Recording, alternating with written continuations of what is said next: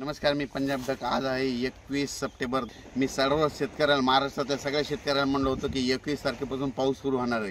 खरं तर कालच राज्यामध्ये पाऊस सुरू झाला आणि परत मग हे सांगण्यासाठी कशामुळे फोन आपला मेसेज केला, कारण की 21 सप्टेंबरच्या आत तुम्ही तुमचं सोयाबीन काढून घ्या.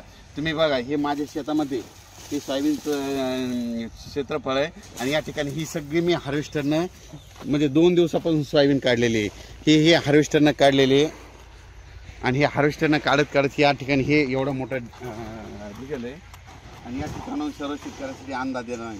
सर्व शेतकऱ्याला सांगितलं की शेतकऱ्यांनो, तुम्ही काय करा, आज पण दुपारपर्यंत तुम्ही तुमचं सोयाबीन असेल ना झाकून ठेवा, कारण की आज दुपारनंतर पाऊस येणार आहे. राज्यात सांगायचं झालं तर म्हणजे 21 तारखेपासून ते 2 ऑक्टोबरपर्यंत राज्यात खूप मोठा पाऊस पडणार आहे. म्हणून हा अंदाज लक्षात घ्यायचा.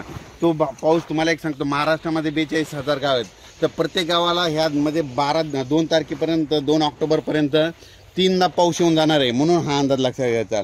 परत सर्व शेतकऱ्याला सांगू इच्छितो की राज्यामध्ये काय झालं की आता म्हणजे कालच पूर्व विदर्भाकडे पाऊस सुरू झाला.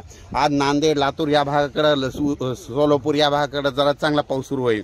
त्याच्यानंतर दुपारनंतर आणखी बऱ्याच भाग, राज्यातला भरपूर भाग कव्हर करेल. पण रात्रीच्याला मात्र बऱ्याच ठिकाणी असा पाऊस चालू झालेला दिसेल. पण 21, 22, 23 पासून ते जवळजवळ सांगायचं झालं तर 2 ऑक्टोबरपर्यंत हा पाऊस राज्यात चालूच राहणार आहे. म्हणून हा अंदाज लक्षात घ्यायचा.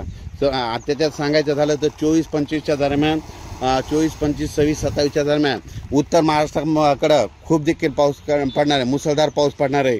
म्हणून गोदावरी नदीला परत पूर येणार आहे. म्हणून गोदावरी काठच्या लोकांनी आपण आपलं पाईपलाईन असो, मोटर असं काढून घ्यावे, कारण की परत त्या जायकवाडी धरण 100% भरलेलं आहे, त्याचं पाणी सोडावं लागणार आहे. त्याच्यामुळे तुम्ही काय करा, आता सतर्क म्हणून तुम्ही काय करा, तुम्ही तुमचं मोटर वगैरे काढून घ्या.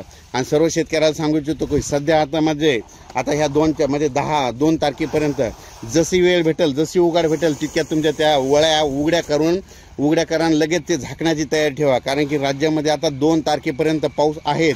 म्हणजे दररोज काय होणार, प्रत्येक भागामध्ये 3-3 दिवस पाऊस येऊन जाणार आहे.